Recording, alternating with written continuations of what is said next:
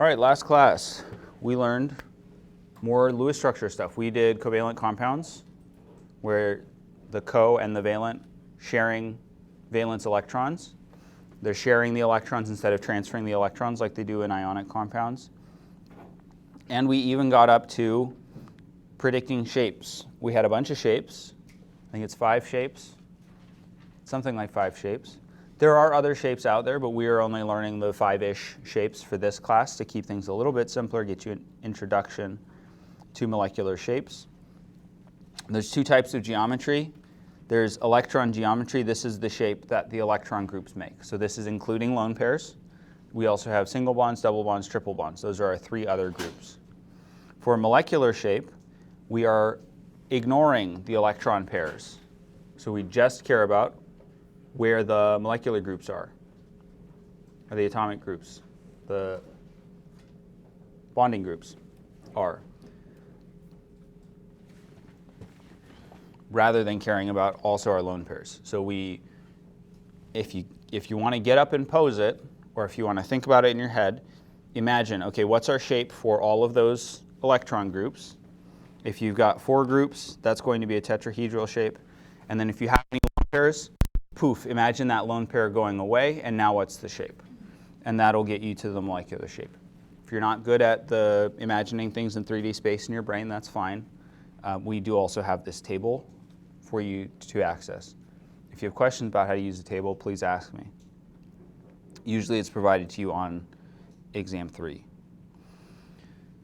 We went through some steps using this valence shell electron pair repulsion theory, the VSEPR or VSEPR theory. And then we stopped right before we got to examples. So we want to know what's the approximate shape of each of these molecules, PCl3 and NOF. For NOF, N is the central atom.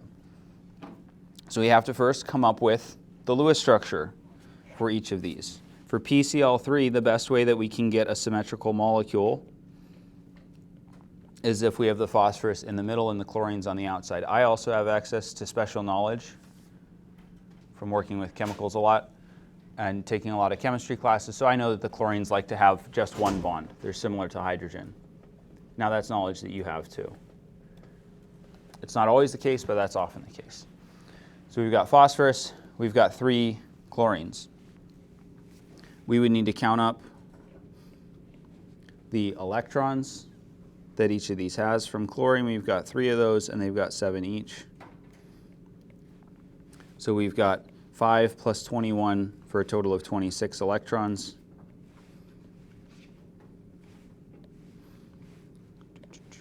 (26) valence electrons. We need 3 bonds to get all of this connected. So that's 6 bonding electrons. That brings us down to 20 remaining electrons. Don't worry about too much about following along with the Lewis structures for these, because I'm going through them quickly. The more important thing is that we're thinking about the shape. So we've got 20 remaining electrons. We've got 3 terminal groups that have 1 bond each. Those can each take 3 more groups. 3 times 2, so they can take 6 electrons each. And we've got 3 of them, so we can use up 18 of these remaining electrons, just in lone pairs.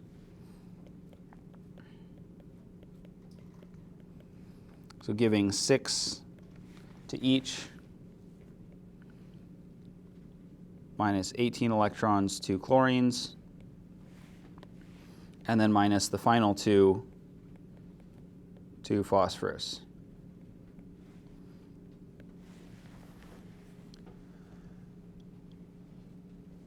And now we want the approximate shape. So we need to think about how many groups we have on our central atom. We also need to think about how many of those are lone pairs, because we're going to start with all of the groups, lone pairs, single bonds, double bonds, triple bonds. How many total groups do we have? We're going to poof, get rid of that electron pair, that lone pair, and then imagine what that shape is going to be. So let's do that. Think about how many groups there are. How many groups do we have on our phosphorus?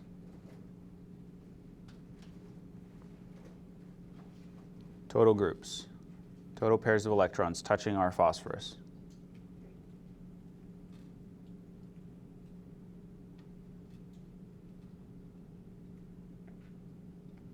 I've heard 2, and I've heard 3. We have 2 types, but total groups. We've got 3 bonds.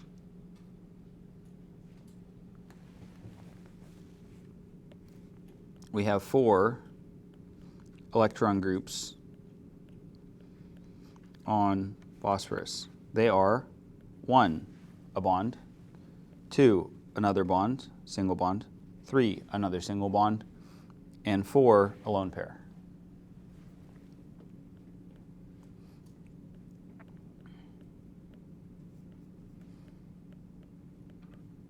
Okay, so breaking it down into 3 bonds and 1 lone pair. Does anyone remember what our shape is for 4 groups? If we have 4 groups on our central atom, does anyone remember what that shape is called?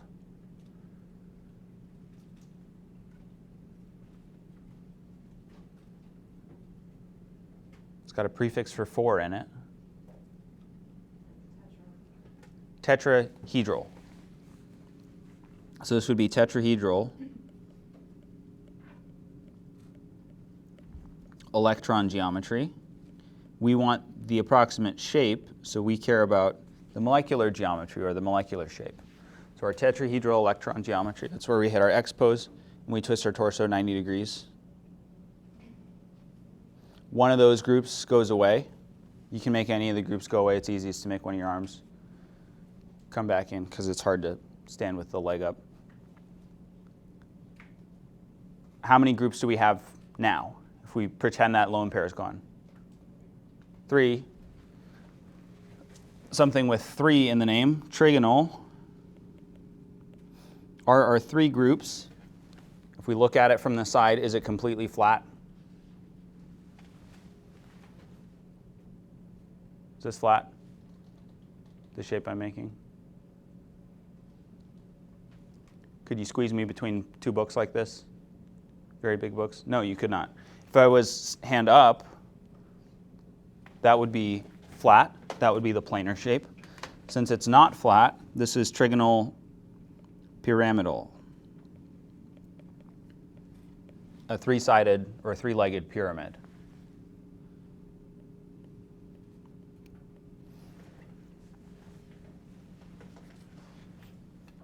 It will take some practice before you get all the names down.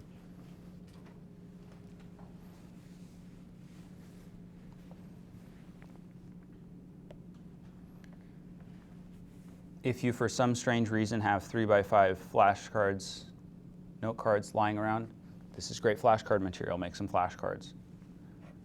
Write them all out on a piece of paper or something. Questions about PCl3 and its shape?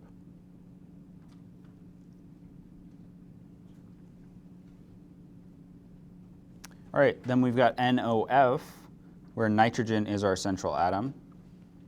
So we've got nitrogen, we'll have oxygen on one side, fluorine on the other.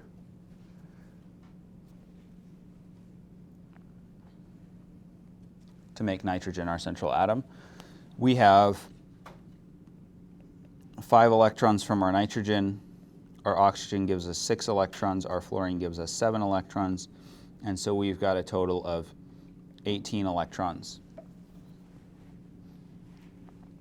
We need to place 2 bonds to get everything connected. So that's 4 electrons. Those would be our bonding electrons. We've got 14 electrons left. We can distribute those. So we can give our terminal groups enough electrons to get them up to their octet. That's 6 each.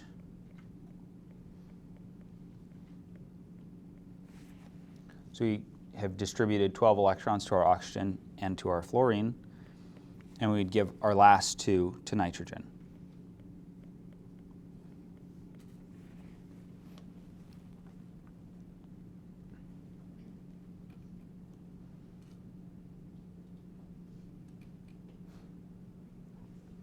Is this a good Lewis structure?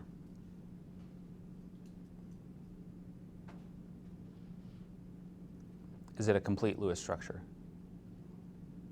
No, it's not a complete Lewis structure. Why is it not a complete Lewis structure? We don't need brackets. It's not charged. Brackets are only if it's charged.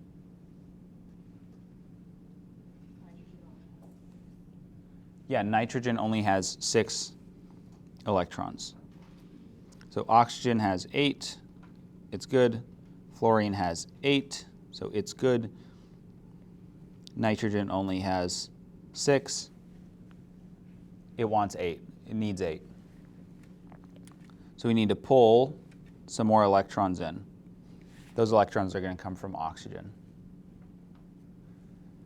If you were given this on an exam, you'd probably be expected to come up with a resonance structure where we've got them either coming in from the left or the right. In reality, I would expect it to be this shape. A double bond between oxygen and nitrogen. A single bond out to our fluorine, and our fluorine having its lone pairs. This is the shape that it will be. Again, you would get a resonance structure because you don't have that secret forbidden knowledge of taking lots of chemistry classes. You would also be able to get this if you just took 1A, so it's like not crazy forbidden knowledge. All right, we want to come up with the shape for this molecule. How many electron groups do we have on nitrogen? Just looking at our nitrogen, how many groups are connected to it? How many bits of electrons?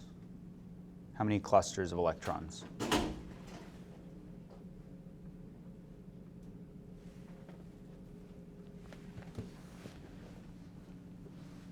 The 4 possible options for groups: lone pair, single bond, double bond, triple bond. Those are our 4 options for groups. Each of those counts as one group. How many of those do we have on nitrogen?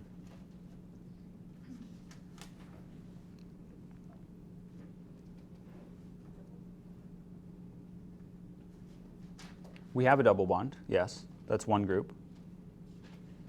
What's another group that we have on nitrogen?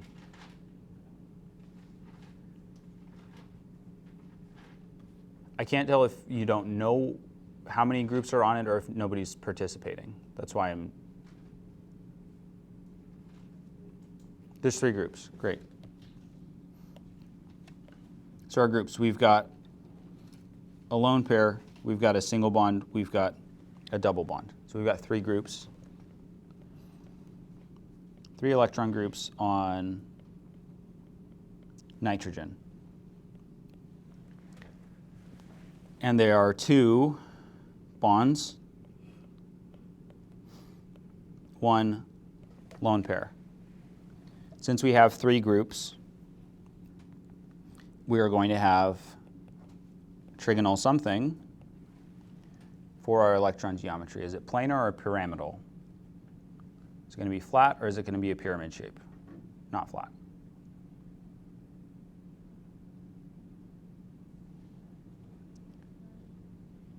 Three is always going to be planar. It's just 3. So the electron geometry, it's always either, if it's 2 groups, it's linear. If it's 3 groups, it's trigonal planar. If it's 4 groups, it's tetrahedral. It'll always be that. The only time that we access those other groups, the trigonal, pyramidal, or the bent shape, is if we've got lone pairs. So trigonal planar electron geometry, when we get rid of one of those groups, we find that it's actually bent molecular geometry, aka shape.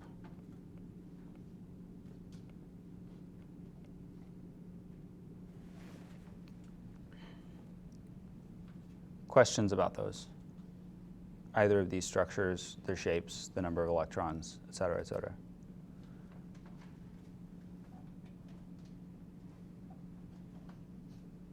Okay, here's one for you to do. Predict the molecular geometry of the SO3 2- ion. I'll give you 5 minutes.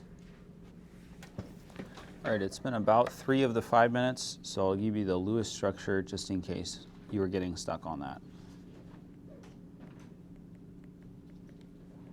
This is the Lewis structure that I would expect you to get.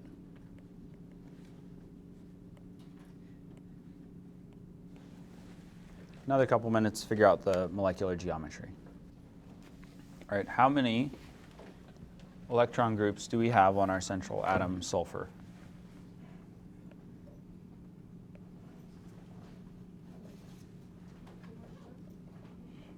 I think I heard 4. We've got 1, 2, 3, 4 electron groups. What does that mean that our electron geometry is going to be? What shape will the electron groups be in? Yeah, they'll be in tetrahedral geometry. We have 3 bonds with 1 lone pair. So if we get rid of one of those groups in the tetrahedral shape, then that brings us to trigonal, because we've got 3 groups remaining.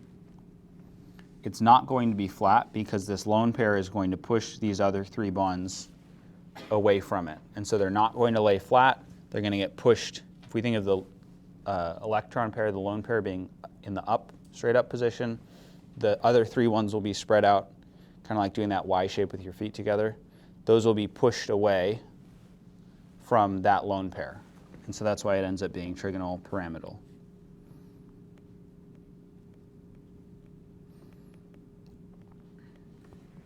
Any questions about this one?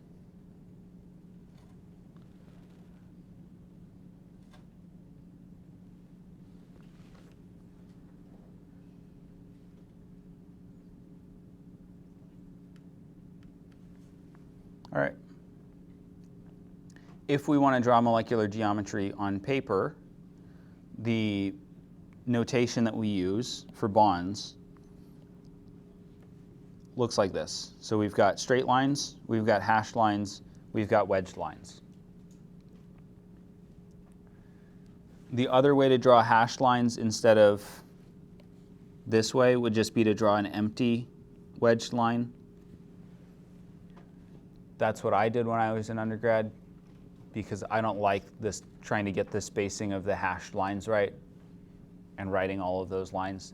Something about it was upsetting to me. So you can also do an empty wedged line. A filled in wedged line means something else. So the straight line is in the plane of the board, or flat. It's on the paper. It's on your tablet. It's on the screen. The hashed line is going away.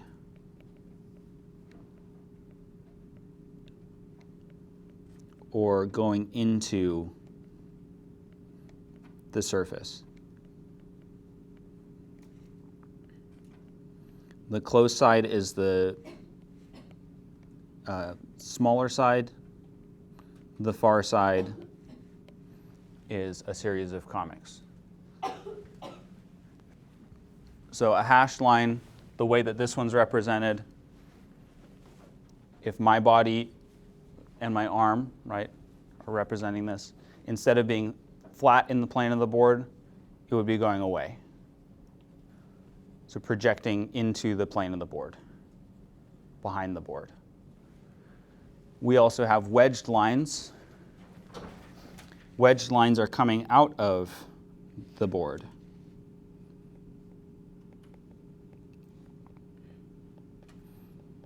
So coming out toward us. Again, this is, it's kind of just the opposite for the hashed line. So the reference point is the small side.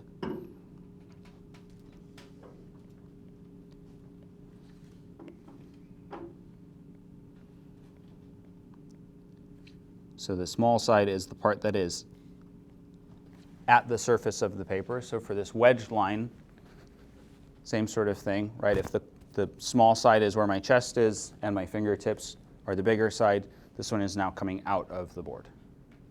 So this would be coming out towards you from left to right.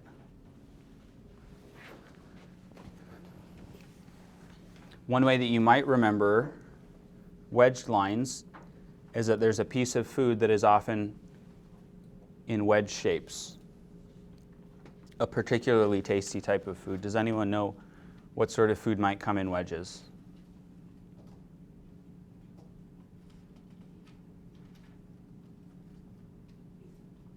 Pizza comes in wedges. That's a good one. There's another one that has wedges in the name. Potatoes. Right, potato wedges. I love potato wedges. Love to eat potato wedges. Potato wedges are coming out of the board. The wedge lines are coming out because we want to eat those potato wedges. We want to eat that pizza. However it works for you. Wedge lines, very tasty. Hash lines, hash, name for a drug. Keep it away from me. Not my thing, right? Dare to be different or whatever. So that might be a way that you could remember them. Alternatively, you could just have no clue what they are, and honestly, that would, as long as you remember one of them's coming in, one of them's going out, that's probably good enough, to be quite honest.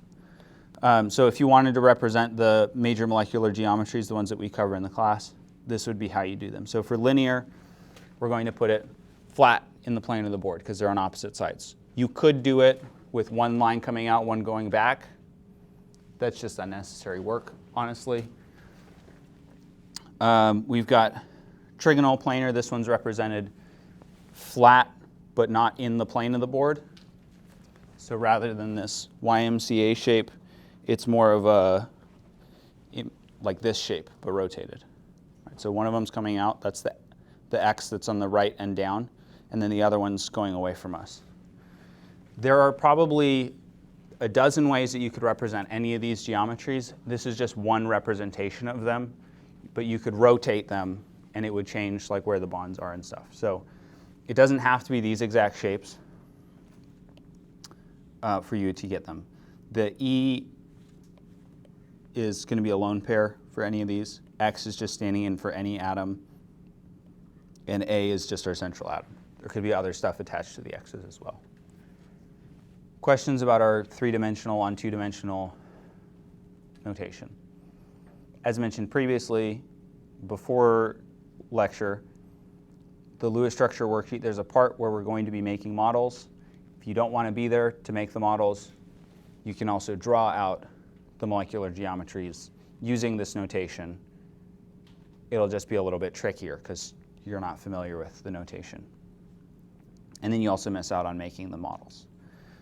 Okay, on to the last thing that we're building up on this pyramid of ideas. I think this is our 7th topic that we're building upon in this chapter.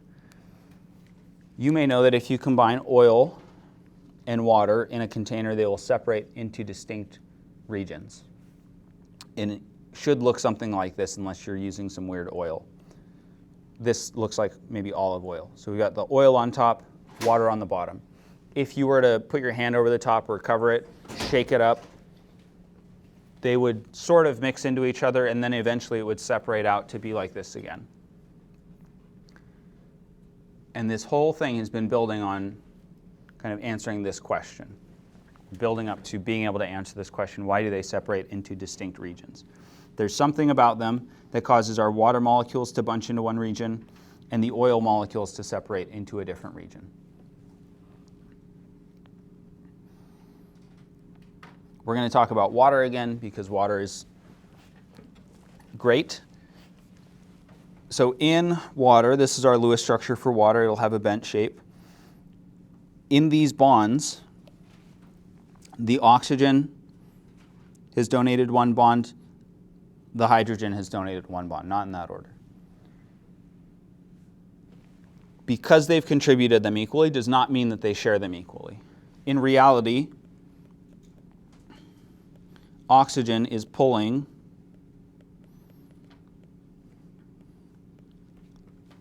the electrons in the bond closer to it. So if all was fair, the oxygen and the hydrogen would be spending equal amounts of time, would be close, the same distance to the electrons. They'd be nice and perfectly shared. This is not the case. So oxygen has, there's a scale that we use to measure this, how strongly the electrons are pulled, and it's electronegative, or electronegativity. So oxygen is more electronegative than hydrogen. It has a stronger pull for electrons, and so those shared electrons, the electrons in the bond, are more likely to be found near the oxygen atom.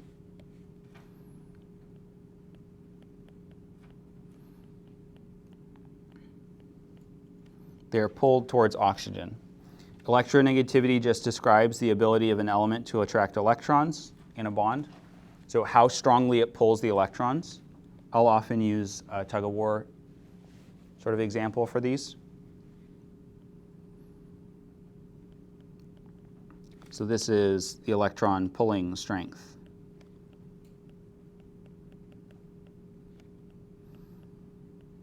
It uses a relative scale, and fluorine has the max electronegativity value. En standing for electronegativity.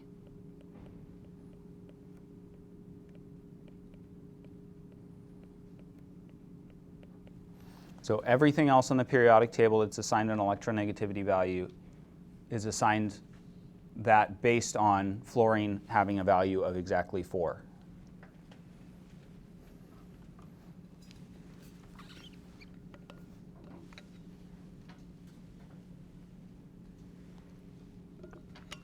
On your yellow sheet, if you look at the periodic table side, there should be a number, I forget which corner it is, it's either in the bottom right or the bottom left, of each of the element boxes. If you look at fluorine, find the 4.0 that's in the corner, should say 4.0, that's the electronegativity values. They'll also show up in a lot of the other element boxes. So you have all of the electronegativity values on your yellow sheet. You are not expected to memorize any of the electronegativity values except for fluorine. You have to know that fluorine has a value of 4.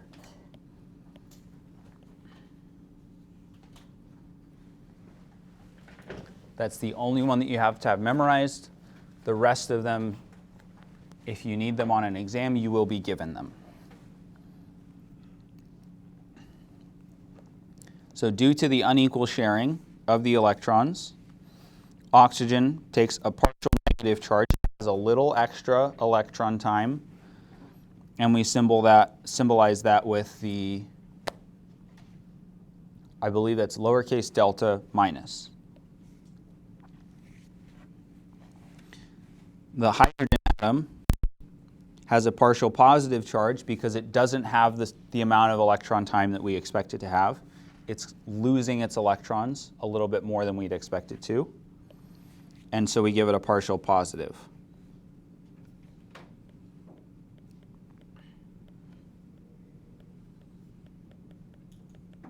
Usually when I try to draw these symbols, it ends up looking a little bit like a music note. So we'd have the oxygen on the right and the hydrogen on the left in this case. We've got a plus and a minus. It's a little bit blurry, so you might not be able to see it super well.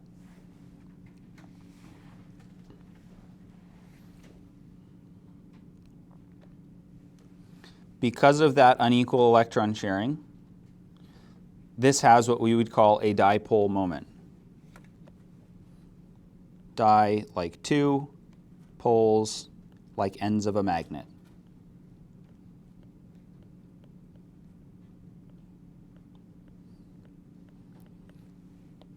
And then moment, I'm not sure exactly why we use the word moment. So this is called a dipole moment. We've got basically a small magnet effect happening. There's a little bit of negative towards the more electronegative atom because it's pulling the electrons closer to itself. More electrons, more negative charge.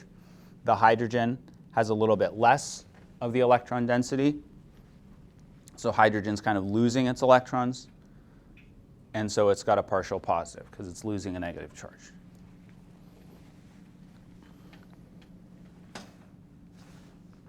Questions so far? Confusion so far?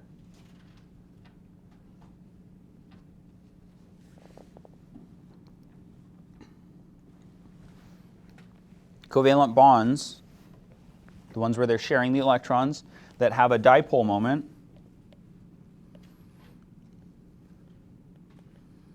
I'm going to append this to say significant dipole moment, are called polar covalent bonds. The polar meaning having poles or relating to the poles, like north and south. Just like polar bears. Where do you find polar bears? At the San Diego Zoo. That's right. But normally you would find them on one of the poles. I don't remember which one. North Pole, presumably.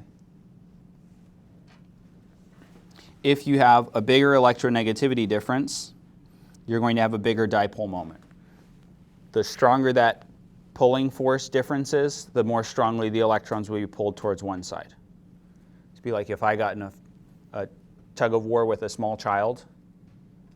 I will win that tug of war if I want to, unless it's a really buff child, because the difference in our pulling strength is very different. If I got in a tug of war with one of you, it probably wouldn't be quite as extremely different. It would be a little bit more of an even pulling match.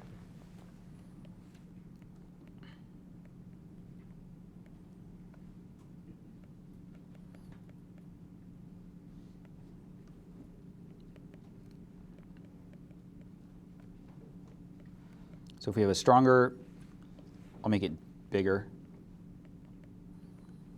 Bigger difference in electronegativity.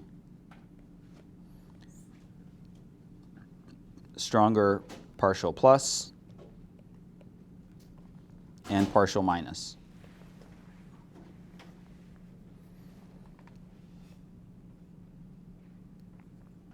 For electronegativity, we do have a general trend.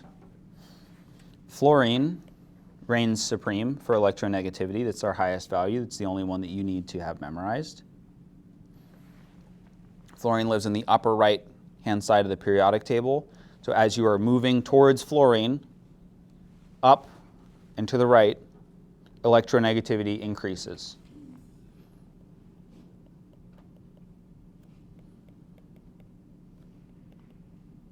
So electronegativity increases when you're moving toward fluorine, decreases moving away from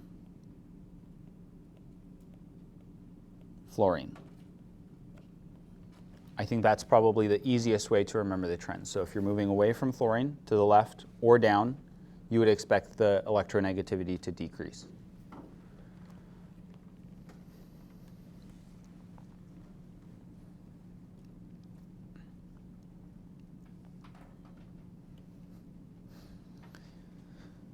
There is not always going to be a difference between the two atoms that are bonded together in terms of their electronegativity. Sometimes they'll have a similar pulling force. Sometimes they'll have the same pulling force, the same electronegativity.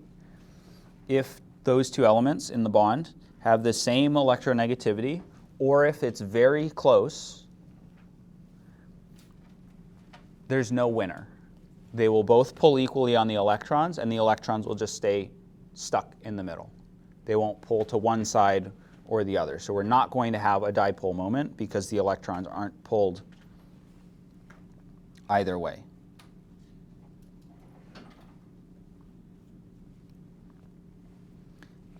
Since we don't have any poles, since we don't have a partial plus, a partial negative, it's a nonpolar covalent bond.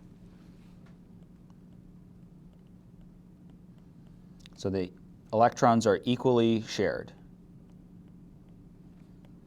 Equally shared electrons. Any bond between two atoms of the same element is nonpolar. So if fluorine is bonded to fluorine,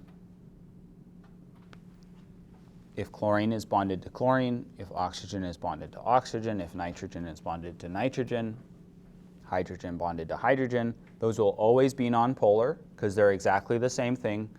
They're going to pull exactly the same.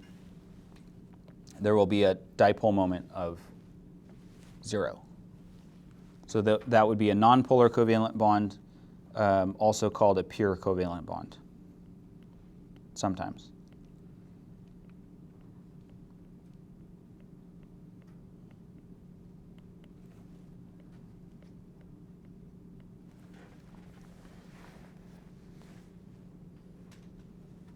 So our options so far, we've got a dipole moment, that's a polar bond. No dipole moment, equal pulling force, equal electronegativity, that's a nonpolar bond.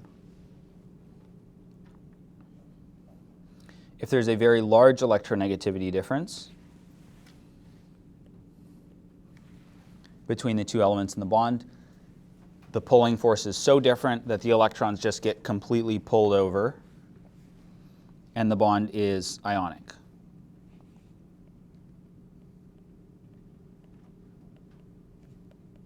So we get a complete transfer of electrons.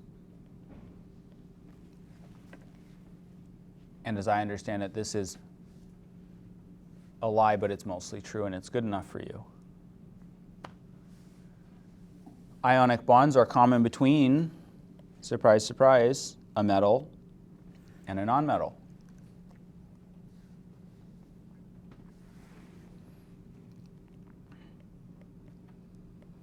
Metal plus nonmetal makes what kind of compound?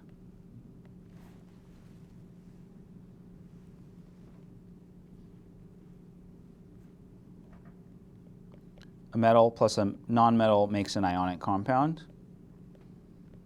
It should come then as no surprise to you that ionic compounds have ionic bonds. So you may not always need the electronegativity values to come up with it's got an ionic bond, because if we've got a metal and a nonmetal, we can just assume generally that it's got an ionic bond. For this class, that's a safe assumption. Ionic compounds have ionic bonds.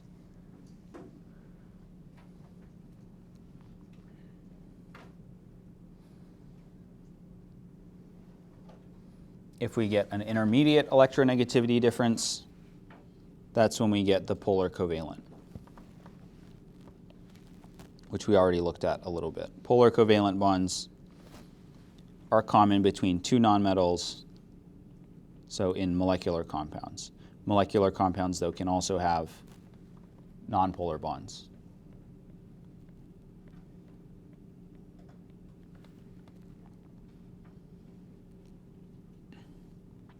Here's a table that shows some rough guidelines for when it's nonpolar, polar, or ionic. The important numbers, the important cutoffs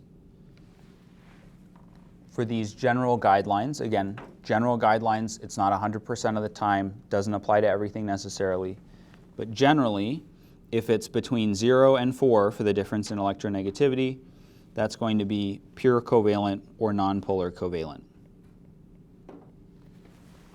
There's not going to be a significant pull of the electrons to one side or the other, and so they'll mostly just live in the middle, and they're actually being shared like we would expect in a covalent bond. If it's bigger than 0.4, so if it's 0.5 to 2, that's when it would be a polar covalent bond. So the electrons are pulled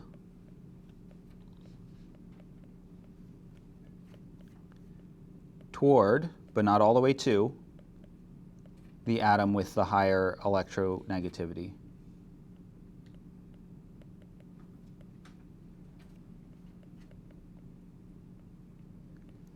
And since that's where the electrons are, and electrons are negatively charged, that's the one that has the partial negative charge. If the electronegativity difference is 2 or more, then we would expect it to be ionic.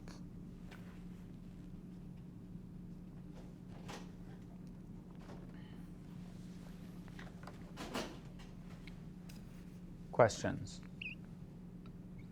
Again, those are the important numbers you should know, the 0.4, the 2.0.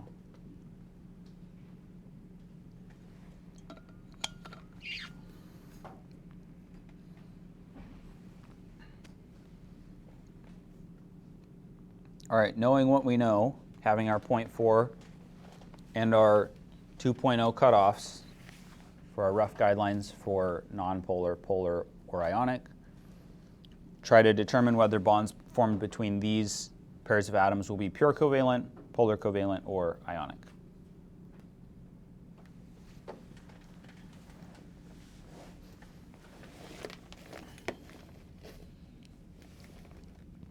To answer these, you would want to have probably a periodic table that's got your electronegativity values on it. There's also tables that just show you the electronegativity values. We saw some of those, one of those earlier. The yellow sheet is a great tool, though, for this. The first one, a bond between nitrogen and nitrogen. Nitrogen has an electronegativity of 3.0. We've got two of them, so 3.0, 3.0. Our difference, our delta electronegativity is going to be 0.0, exactly 0. You didn't even need to look up the electronegativity value to get this. If you did, that's fine. This is going to be nonpolar or pure covalent.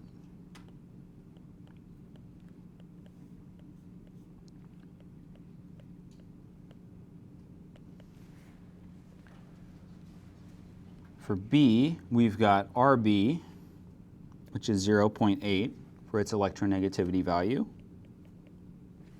And we've got Cl, which is 3.0. Our difference in electronegativity, 3.0 minus 0.8. Our difference is 2.2. That's above our value of 2. So we would expect this to be ionic. We could have also looked and seen that Rb is an alkali metal. Cl is a halogen, a nonmetal. Metal, nonmetal. We've got an ionic compound, we've got an ionic bond. For our last one, P and O, phosphorus has a value of 2.1 for its electronegativity. Oxygen has a value of 3.5. Our difference in electronegativity, 3.5 minus 2.1. We've got a difference of 1.4. Our low end cutoff for polar bonds is about 0.4. Our high end is about 2.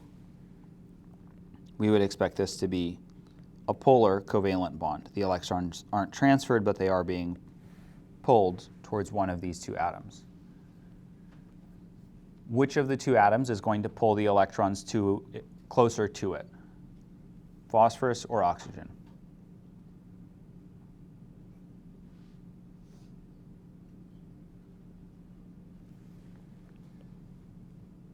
In a bond between phosphorus and oxygen,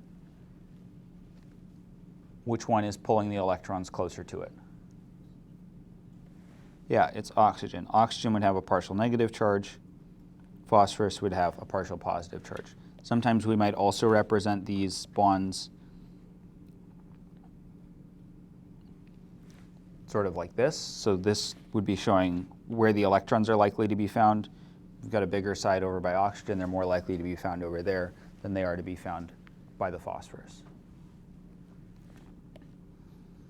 If for some reason you are in a life or death situation and you need to know your electronegativity order, there is a mnemonic, and I've accidentally said it in one of our previous lectures. It's Fonkel brick ship.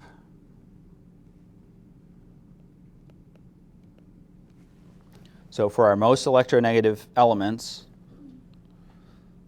that's the order from highest to lowest.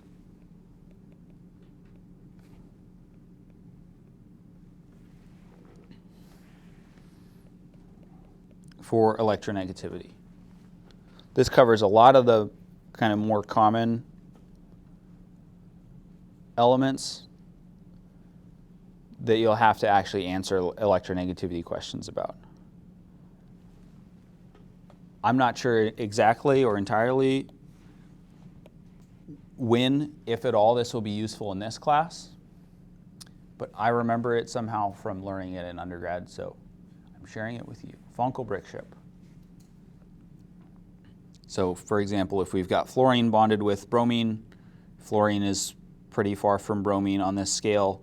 Fluorine's probably going to hog the electrons, and it'll be a polar bond. The reason that we're talking about individual bonds is so that we can apply it to the bigger idea of whole molecules. So polar bonds don't necessarily mean that we've got the entire molecule as polar. A polar molecule, again, this is having a partial positive, partial negative, those are the poles, has a net, an overall dipole moment. So one side of the molecule has slightly positive, another side of the molecule has slightly negative. The polar bonds either add together or don't entirely cancel out.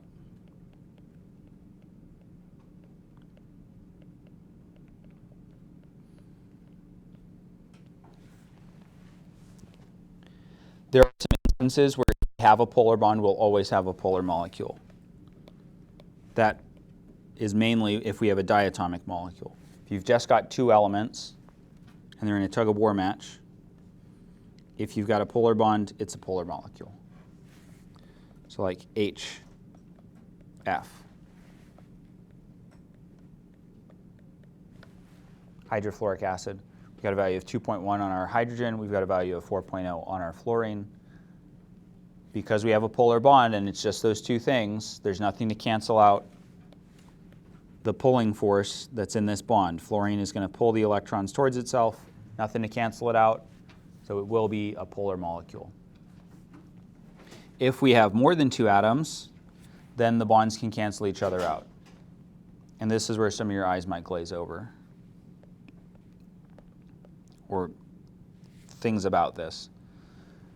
So an example of bonds canceling each other out is carbon dioxide. Carbon dioxide has two polar bonds. Carbon has a value of 2.5, and the oxygens have values of 3.5. So representing that in a Lewis diagram, the carbon is the weak link here.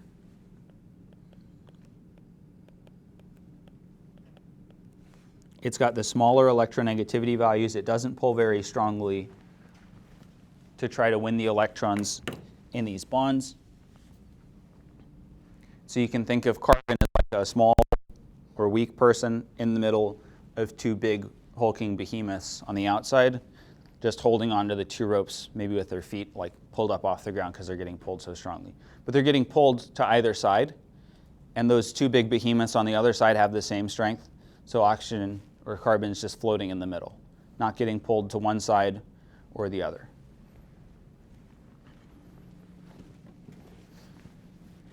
Because of its linear geometry, these pulling effects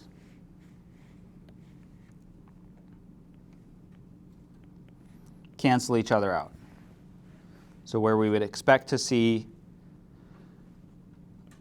polarity across the bonds, they cancel. The way that these arrows work, by the way, you'll notice that we've got a plus sign on one of the ends. This would be the partial positive, and then the other side shows where the electrons are going, the partial negative. So overall, despite having polar bonds, two polar bonds, the CO2 molecule is nonpolar. Those pulling forces cancel out.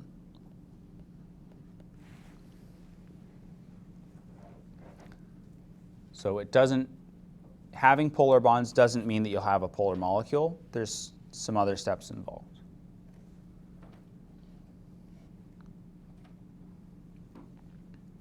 We can represent polar bonds with arrows or vectors vectors have direction and magnitude that point in the direction of the negative pole. They have a plus sign of the positive pole. So that's these arrows that we saw. Partial negative where the arrow is going, partial positive where the positive sign is. If those arrows point in completely opposite directions, or if the ways that they're pointing cancel out, then the dipole moments also cancel out. And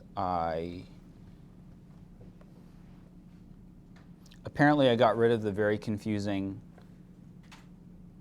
what I think is probably just generally very confusing, like pointing all the arrows in the different directions, vectors, and making them cancel out, which is fine.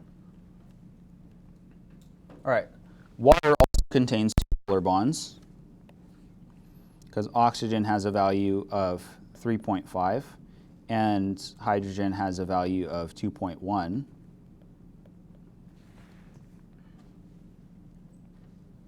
For their electronegativity values. So we've got a difference of 1.4.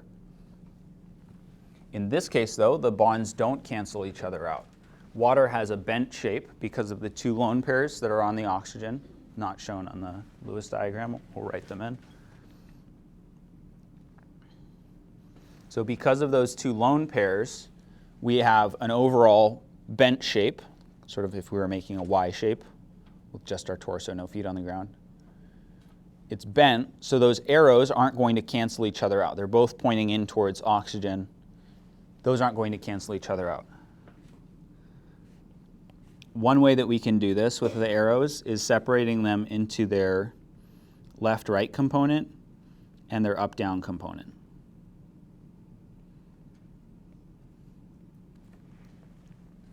If we look at the left-right, these arrows are the same size, pointing in opposite directions. So these cancel out. And these arrows pointing up would add together.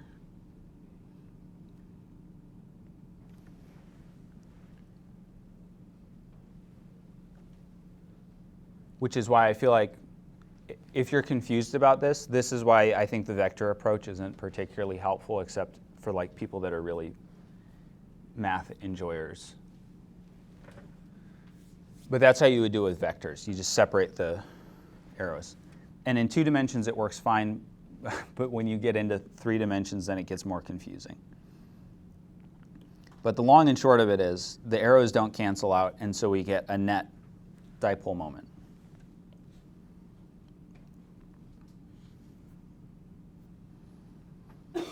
Here are the 5 general shapes, or 5 of the general shapes, that we might come up with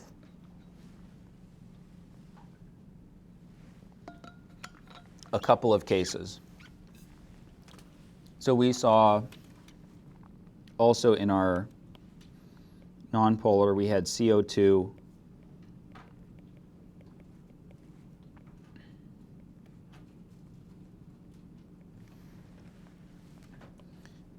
if you have a polar bond and you've got just 2 things, there's nothing to cancel out that arrow, those vectors, so that will be polar. If you've got something that's trigonal pyramidal, that will be polar. This CH3Cl, because Cl and carbon have a polar bond and carbon and hydrogens don't have polar bonds, then this one polar bond dictates the entire polarity of the molecule. For some of our nonpolar examples, we've got boron. It's got 3 bonds. It's trigonal planar.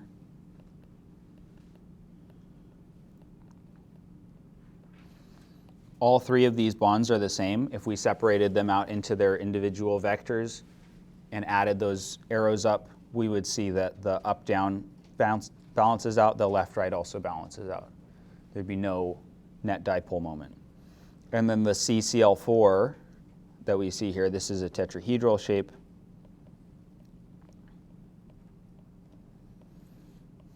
And this is that confusing working in 3 dimensions.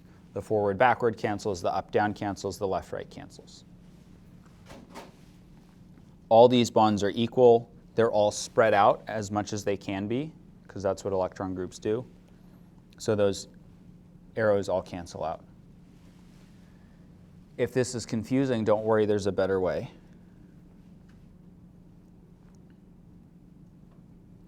And it's on the next slide. So in order to determine whether a molecule is polar, as the header suggests, we want to determine whether we have polar bonds. You must have a polar bond.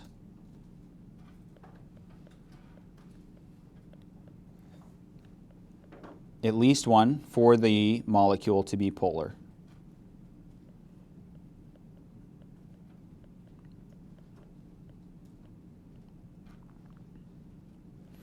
So sometimes, rarely, but sometimes, you might end up looking at a molecule, and if you just assume that there's polar bonds, you'll do all this work of thinking about the arrows, the vectors, you'll do all this, maths in your head or thinking about the shape, and then you'll go back and check, and sure enough, there's no electronegativity difference, and so it's actually not polar to start with, and you wasted all that time. So we want first thing we want to do is make sure that we have a polar bond. If we don't have a polar bond, it can't be polar. So that would be our first check. And there's rare instances where that might help us out. Then we want to determine whether those polar bonds add together or don't completely cancel out to form an overall dipole moment.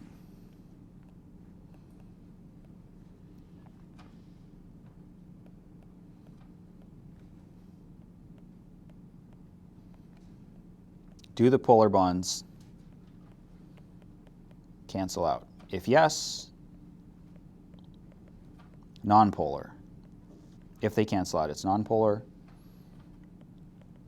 If no, then it's polar. So we can use valence shell electron pair repulsion theory, just figuring out the shape, to determine our molecular geometry. And then, is the molecule symmetrical? For us, that means linear, trigonal planar, or tetrahedral. Again, this is for the molecular geometry.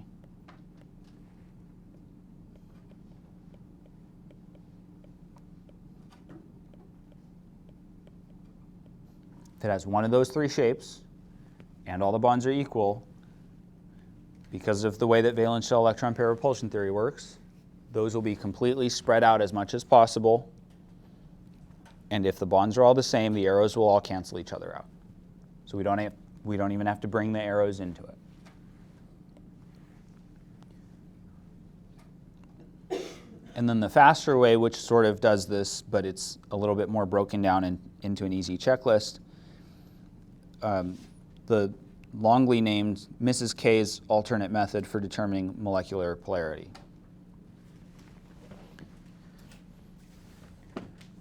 What I prefer to call it, since this is a shortcut for figuring out if something's polar, I like to call this the nonpolar express.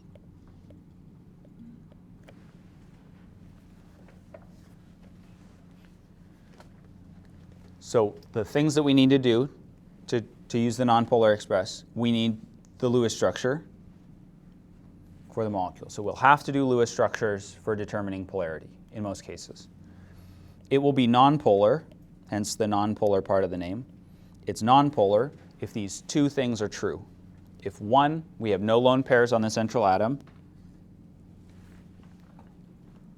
and two, if the atoms bonded to the central atom are all the same. Or if they have the same electronegativities. So if we have no lone pairs on the central atom, this means that we will have linear, trigonal planar, or tetrahedral molecular geometry. Those are the three options in this class. And all the bonds have to be the same. If we fail either of these two checks,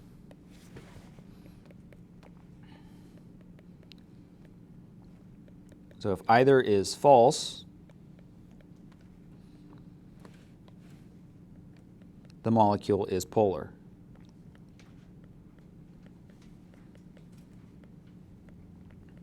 With the one important caveat that we must have a polar bond.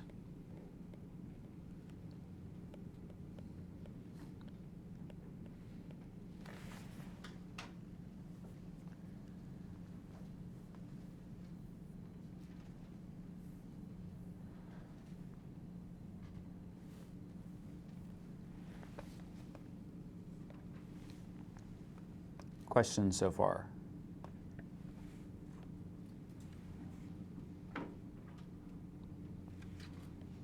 All right, 3 examples, 3 things to work through. Determine whether CH4 is polar. CH4 is methane or carbon tetrahydride. Our Lewis structure, we're going to have carbon in the middle, and we'll have the 4 hydrogens arranged around it. Since hydrogen has to be terminal, it can only form one bond. We would count up our electrons, we'd find that we'd have 8. We would connect everything and use up our 8 electrons. So it's a relatively quick Lewis structure. We want to know whether this molecule is polar. What's the first thing that we should check if we're checking for polarity?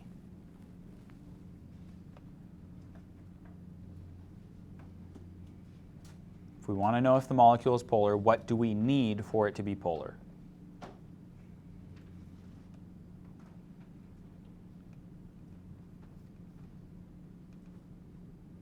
What kind of bonds do we have to have a polar molecule?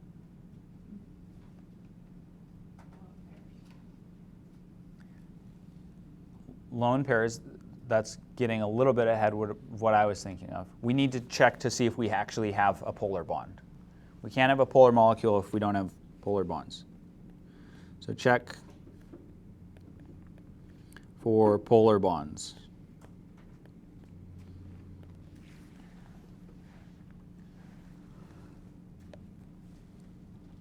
So that means we're looking at the electronegativity of carbon and hydrogen. Carbon is 2.5, hydrogen is 2.1. That's right about where our cutoff is. Our difference in electronegativity is 0.4. So it might be polar, might not be polar. So we should go through the nonpolar checklist, nonpolar express checklist, just to be safe. Our 2 conditions, the things that must be true for it to be nonpolar according to the nonpolar express. No lone pairs. Do we have any lone pairs on carbon? No lone pairs on carbon. So we're good there. Check, no lone pairs. Our other condition, all bonds are the same. Is that true? Yes, it is. It's all 4 of the bonds are carbon bonded to hydrogen. So all the bonds are the same. This is nonpolar.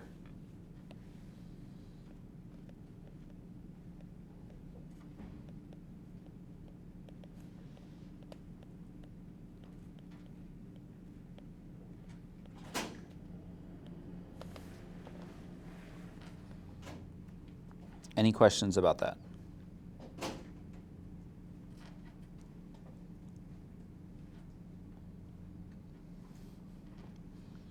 All right, determine whether NH3 is polar.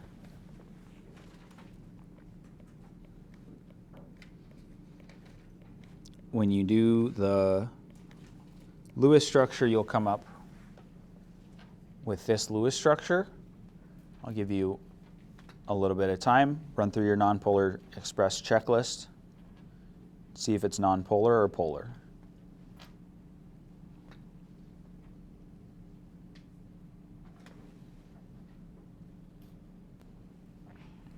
What's the first thing that we need to check if we're seeing if something's polar? What do we need 100% of the time to have a polar molecule?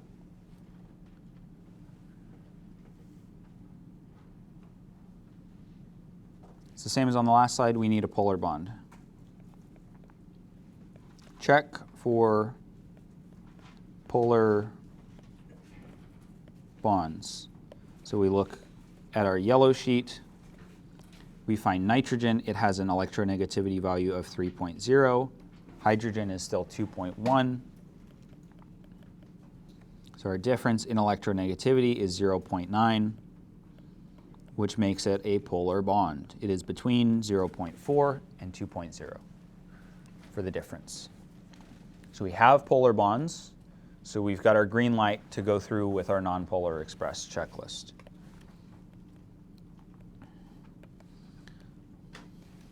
So our nonpolar express, what's the first thing that we check for with the nonpolar express?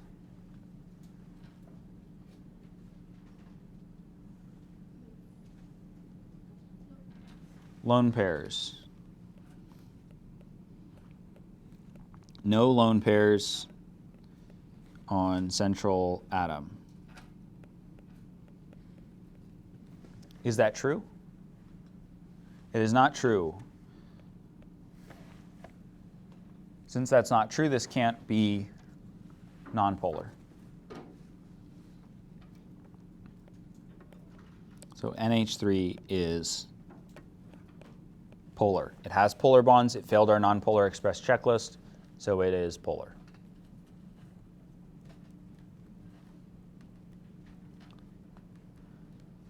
Questions?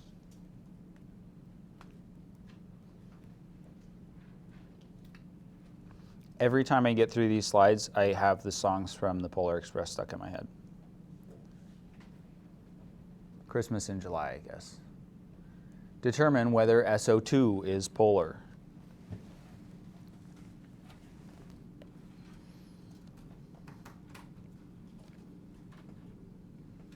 We'll have sulfur in the middle, oxygen on the sides. We'll give you a little bit of extra time to work through this because I want you to get some Lewis structure practice as well. All right, this Lewis structure is a bit of a bear.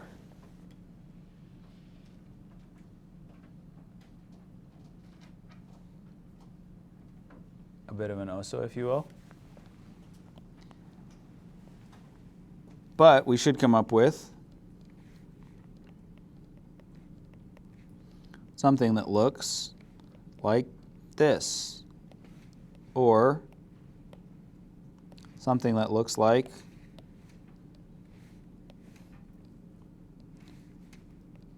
if my tools will work, this. Right, that would be the full and complete Lewis structure. We've got 18 electrons. We place in 4 into the bonds initially. That leaves us with 14 left. We put 6 on one oxygen, 6 on the other oxygen. The last 2 go on the sulfur in the middle. Then we have to pull in one of the bonds, or one of the lone pairs, to form another bond. It's one of the examples that we did previously in the chapter.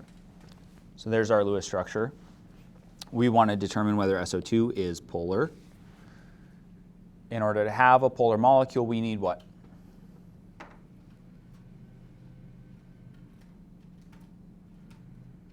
It's the most basic thing that we need to have a polar molecule.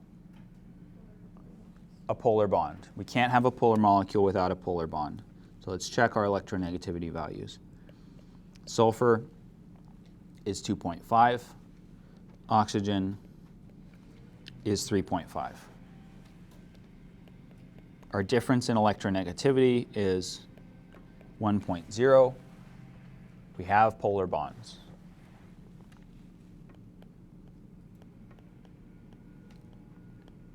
Then we can go through our nonpolar express.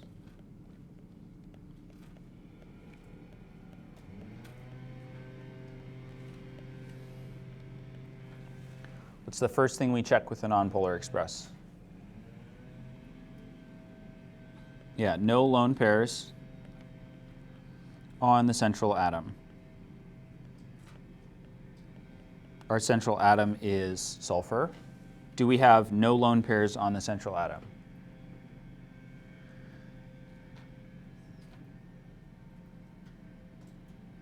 Either no or yes. No, we don't have no lone pairs on the central atom, or yes, we don't have lone pairs on the central atom.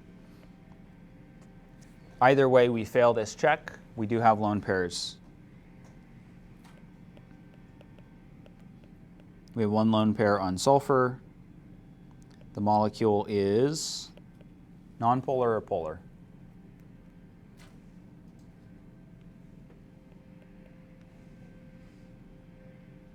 The molecule is polar. Questions about our polarity examples?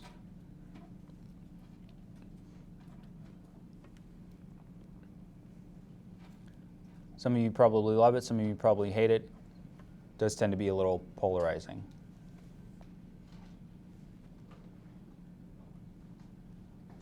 Fishing for smiles. All right, so the reason that oil and water don't mix is because of polarity. Water molecules are polar. We looked at that in the class or previously. Oil molecules are nonpolar. They're basically like CH4, but bigger, longer. So the reason that these two things do not mix, they don't form one single layer, they're not miscible, is that polar molecules interact strongly with other polar molecules. You can think of them like being little tiny magnets. They all line up and magnetize to each other. They're not super strong magnets, so if you shake them up, they'll break apart and other stuff can get in there, and then given enough time, all of the magnets will find each other and they'll all sort of line up like this. This is the way that polar molecules interact. They've got positive ends, negative ends. Nonpolar molecules interact with a way that's more like friction. So the nonpolar molecules are long chains, the oil molecules in particular, are long chains of carbon with a bunch of hydrogen sticking off.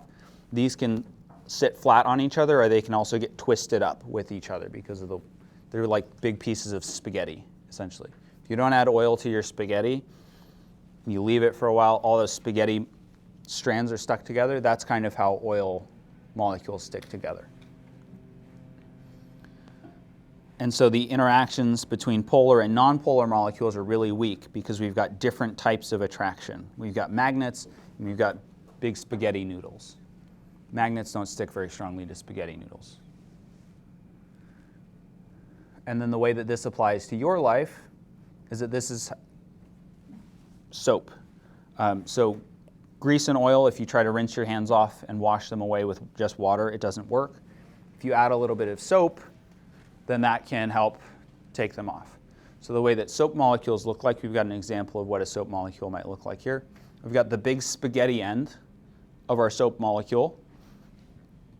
That's the left side, the C's and H's. So that can interact with the spaghetti of the nonpolar molecules, the soap, the grease, the oil. And then we've got the oxygens over here at the end, including this nitrogen. This part is going to form more of a polar interaction. The sodium will pop off when we get it into water, and we'll have the negatively charged oxygen here that can interact with water molecules. So this lets water molecules come over and grab onto that end of the soap molecule, and then the other end grabs onto the grease or the oil. And so that allows the water and the grease to interact through the soap molecule, and so then it pulls it off of your skin or out of your clothes. I think I sometimes put in a question about this because I think this is also important to know. Any questions about the chapter? Great.